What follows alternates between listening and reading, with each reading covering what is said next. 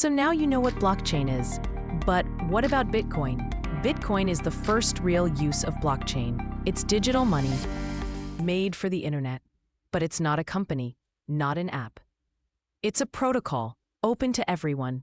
Bitcoin lets you send value to anyone, anywhere, without a middleman, bank, or permission. It runs on math and code. And because it's built on blockchain, no one can fake it, freeze it, or change the rules. Think of it like this. Old money is paper, printed by governments. Bitcoin is code, verified by thousands of computers. There will only ever be 21 million Bitcoins. It's built into the code, hard limit. That makes it scarce, like gold. That's why people call it digital gold. While dollars lose value over time, Bitcoin was designed to hold value and even grow. And the cool part? No one controls it, not even the creators. That's why so many call Bitcoin the most important invention since the internet. Follow 1M Block for more.